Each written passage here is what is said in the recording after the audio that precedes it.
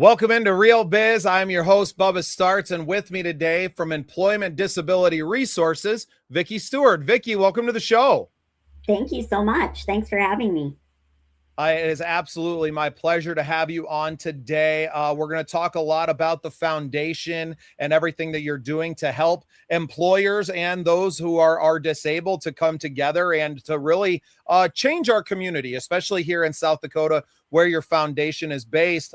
Before we get into all that, though, I want to get a little bit of your backstory, and then we'll get a little bit of the backstory of the foundation as well. Sure, sounds good. I was born with the disease osteogenesis imperfecta, otherwise known as OI or brittle bone disease. So I probably had about 45 broken bones throughout my lifetime. I've used a wheelchair all of my life. I am the youngest of 6 kids. No one else has this disability. So basically, it was a genetic fluke. I was fortunate enough to be able to attend public school from kindergarten through high school, and had a lot of support from family and friends in my small town. I then went on to college at Augustana University, where I lived on campus all 4 years. A bit of a challenging time for me, being away from my family and friends and just navigating independent living and being on campus. But it worked out great, and I am so glad that I attended college and really got to meet a wonderful group of people, professors, fellow students, all of that. So my passion all of my life really has been to make things more inclusive for people with disabilities, whether that be in independent living, employment, transportation, volunteering, just being involved in our community as much as possible. Because I think the more that we isolate ourselves, the more we start to add things like depression and things like that. So if we can get out in our community and interact with others, I think it's really positive for everyone. Yes, so you're obviously very invested personally, having the lived experience of being someone who's lived with a disability their entire lives and having to do this. So I think it's really, incredible what you're doing for others, and not just for the disabled, but really what you're doing to help the able-bodied and the able-minded to understand a little bit of the challenges that you face. Because and even from speaking from my own personal experiences, that I don't know your struggles. I don't know everything that you're going for, which means that I also don't know how to be more inclusive and how to address those challenges if I'm not aware of them at all. Correct. We don't know what we don't know, right? So that's a big part of what I do at Employment Disability Resources, is just to raise awareness and provide education. Yeah, I think that's where it all starts. Right, right. We have to start from somewhere.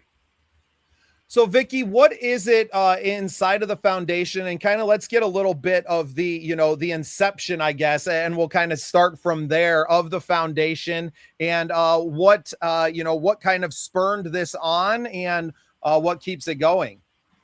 Sure. Well, we are a nonprofit organization and we were established in 2010.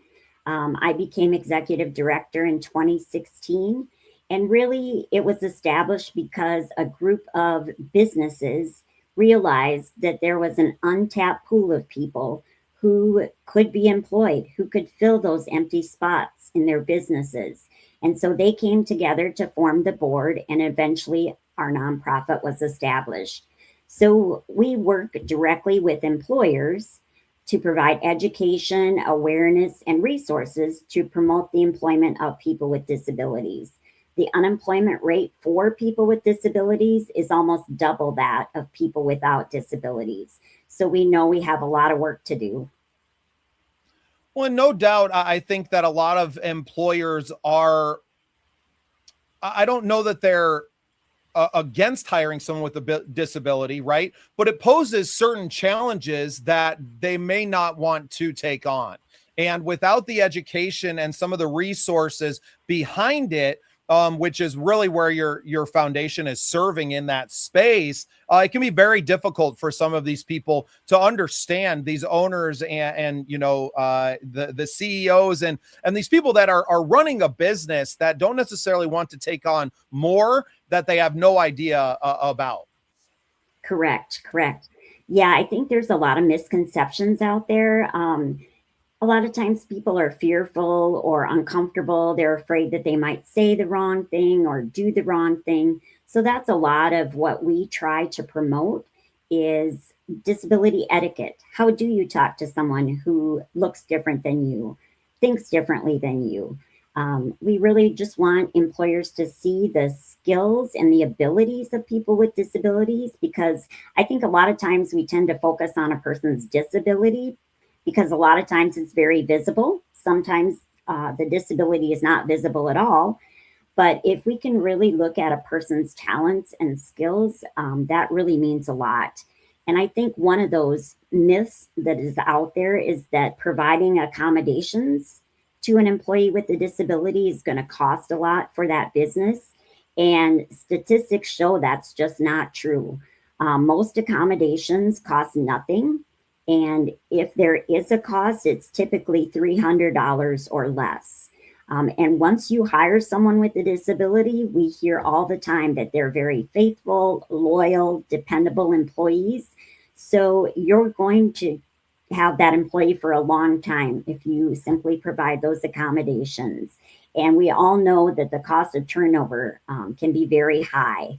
So it's really important to learn about the accommodations that are available. And one of the most highly requested accommodations is actually the same for people with disabilities and people without disabilities, and that's having a flexible schedule. So, again, that's no cost to the employer, and we all appreciate having that flexibility. No doubt. It's a big reason why I left the workforce and started my own company, was to have the flexibility that wasn't being afforded to me, working full time in a factory.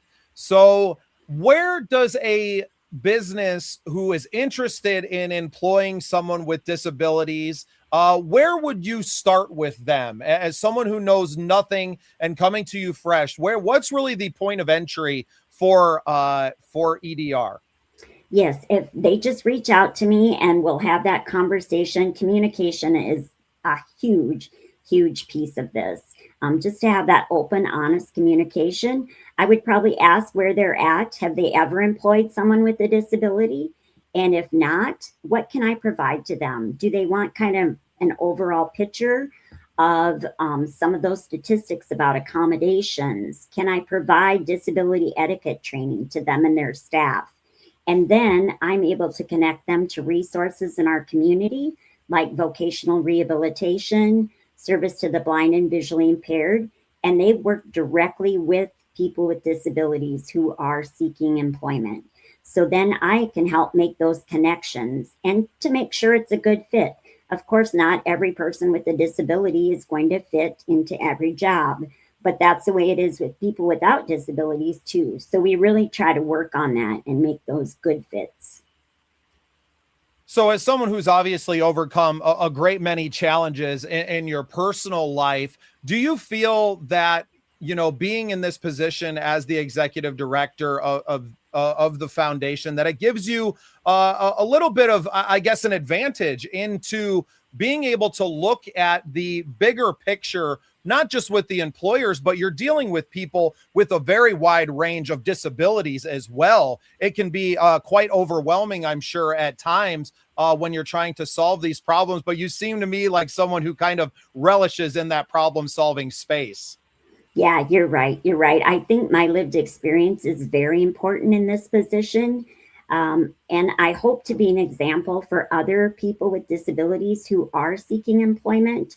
I think it's important to see that representation, that there are people with disabilities out there in leadership positions, and that's not beyond their reach. If that's what they want, we can work together to make that come about. Now, we talked a little bit about, helping businesses in that, that first in that hiring process. What are you doing to help businesses that are facing challenges even after they've hired someone on and now they're facing maybe some difficulties that have maybe worsened a little bit because of the disability, because obviously some disabilities are degenerative over time and that situation can change, but that doesn't necessarily mean that someone should lose their job over it either. And you start to get into some pretty sticky, employment, equality conversations inside of that. So what are some of the challenges that you've seen and that you've helped businesses overcome? Well, a lot of times I work pretty closely with HR professionals because they're usually the front end people who work with accommodation requests and those kind of things. So I try to provide a lot of education to HR professionals, but a business can contact me at any point. If there are struggles or barriers that come up, we can visit about that. I'm happy to come into your business and to even have an open discussion with the employee with the disability and brainstorm and see what we need to do to make that person successful. Because again, the business doesn't want to lose an employee and have to start over again. So if we can brainstorm and think about maybe more accommodations that might be needed or that flexible schedule, there are a lot of things. And with assistive technology, assistive technology has come a long way over the years. And maybe it's just a matter of finding the right assistive technology to help that person be successful. Yeah, really incredible. The consult that you can provide to the businesses and to the disabled person as well, and being able to bring them together and to have that conversation, because often it can be very hard for an able-bodied and able-minded to even broach that conversation because they're not able to do that. So it really is, communication is the foundation of not just your conversations and what you are doing in this space, but really as human beings, period. Correct. Yeah. No matter what line of work you're in, I think communication is always a huge part. So, Vicki, what are you doing to connect with businesses? Obviously, you're on the podcast today and we're promoting the foundation and what you're doing. But what else are you doing in the community to connect with businesses and to make yourself more visible to them? Sure. Well, in every October, we have National Disability Employment Awareness Month. So we provide a lot of activities, educational conferences to businesses. We are doing a billboard campaign this year where we're featuring different employees in our community with disabilities. And so we want to shine the light on them and their employer just to get the word out that, we're here to provide support. We're also going to be a part of the WIN in Workforce Summit. That will be held in October. And we will be shining a light on our new video that shows what Employment Disability Resources does and how we can be a resource to your business. We also recently started a West Meets East virtual training. So it's once a month for half an hour. And my colleague in Western South Dakota joins me and we have a guest. So last month we were talking about post-traumatic stress disorder and how maybe the signs or symptoms, what accommodations people with PTSD need in the workplace. So it's very conversational, but a good way to, again, provide education at no cost to our businesses. Right. And what that ends up doing is also creating a community of the businesses themselves and the owners and HR people where they can begin to use each other as a resource without necessarily having to come directly to you. They're able to look at other businesses, whether they're in the same industry or not, maybe looking at a similar situation and learning how really boots on the ground that they've solved the problem, because what you're offering is mostly in the consultation department, but it's ultimately up to the HR departments and the businesses themselves to provide the accommodations and to provide that environment where everything can get settled. So I think it's really awesome to be able to have in the virtual world, and you talk about technology really changing the world around us, how awesome to have the technology to communicate. And especially in a state like South Dakota, where your two major population centers are 400 miles apart and you don't often get the opportunity to meet in the middle. Now we have that opportunity. And for you to do it once a month, I think is really incredible. Yeah, it's been a great platform, and we're open to questions during that. We always save the last 10 minutes for questions from our attendees. So it's just a really easy way to have those conversations about employing people with disabilities. Well, and you face different challenges. Having grown up in Deadwood, I know the Black Hills area very well. The challenges that they face, mostly, I would say, or a lot of those can be just on the physical side of it, right? There's elevation everywhere you go in Western South Dakota has elevation. So you're talking about accessibility, right? A lot of conversations, I'm sure, around that. And then winter storms are a lot more prevalent in Western South Dakota. So accommodations on the flexibility of schedules and, having, once again, accessibility because, getting around for disabled people when there's snow on the ground and ice and those kind of conditions. Not that we don't get that here in Eastern South Dakota as well. It's much more prevalent. And on the other side of the state, Sioux Falls is a much larger city, which makes some of these jobs much more competitive. How are we able to, address the issues of an already competitive market because of the population and now trying to lower that unemployment rate for our disabled people in that market? So two very different problems on each side of the state, but a lot of challenges that can maybe overlap with one another.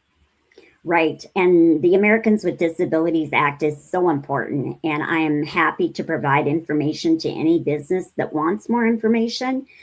Sometimes I get calls about what should I do to my parking lot to make it more ADA accessible. I have maybe one step into my business. What would be an easy way that I could accommodate and maybe provide a short ramp to enter the building? So I'm more than happy to provide information about that as well. This year's the 36th anniversary of the Americans with Disabilities Act being signed. And while it's provided so much to people with disabilities, we still need to continue to work towards making our community as accessible as possible. And again, I tell people, if you see something, say something. If you see that something's not accessible, we need to bring that to the forefront so that we can have those discussions on how to make it more accessible.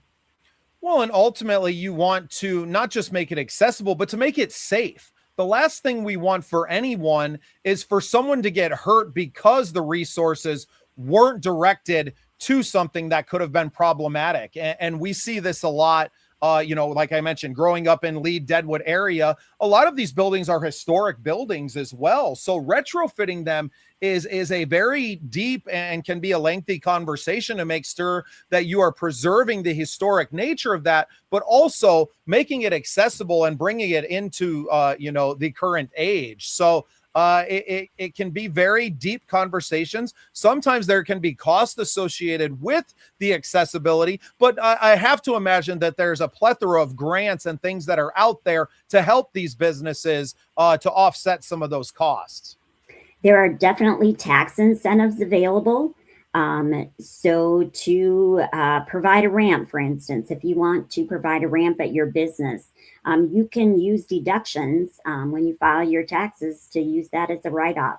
So there are definitely incentives available to make those accommodations. And what I always tell people is that accommodations and accessibility isn't just for people with disabilities. Think of a curb cut. That benefits people who use wheelchairs, but it's also great for parents who might be pushing a stroller or an elderly person who might be using a walker. So those accommodations benefit everyone. Right. And I don't think that we often think of it that way, that yes, it has been enacted for those who are disabled, but we all get to benefit from it. Who doesn't like walking up the ramp instead of taking the stairs, or an elevator in a building that otherwise may not have it? Correct. And those door openers, right? I mean, if you have your hands full, it's really nice to just push a button and have the door open. So How incredible and nice to know that our country it has continued to advance accessibility and is constantly renewing and becoming better. And I know that we often focus on the negative things around, in our country, but we've done so much good and so many whether it's a law or acts that have been enacted in our society, we have bettered the world as a whole, because a lot of what starts here in the United States through our political system spreads out worldwide and really changes and makes everything more accessible around our entire planet. So really incredible. 36 years. Wow. It seems like it's flown by. That's most of my life, Vicki.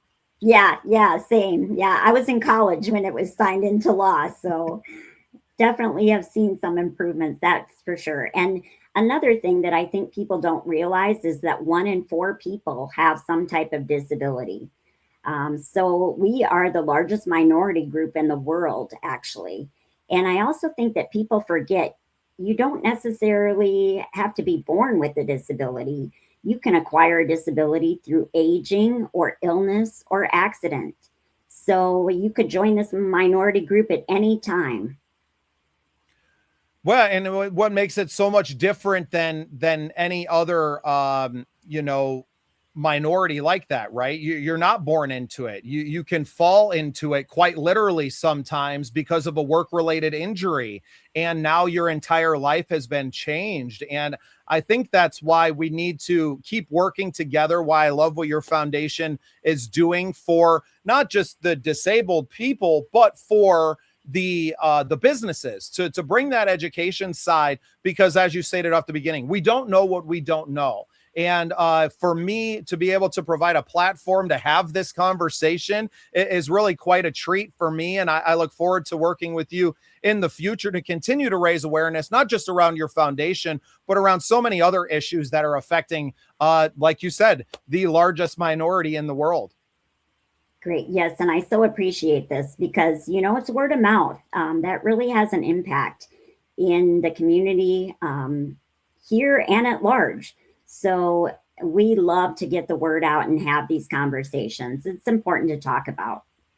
Fantastic. Well, it sounds like you got a busy month of October, a lot of stuff going on there. Where can people find you and find out more about the resources that you're offering? We obviously have the website edrsd.org scrolling across the bottom here. But where else could they find you and get in touch with you, Vicki?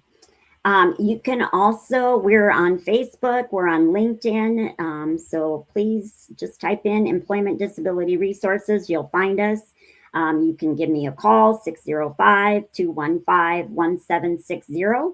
We also provide a monthly newsletter that's emailed out. So if you're interested in learning more, I'm happy to add you to our newsletter email list.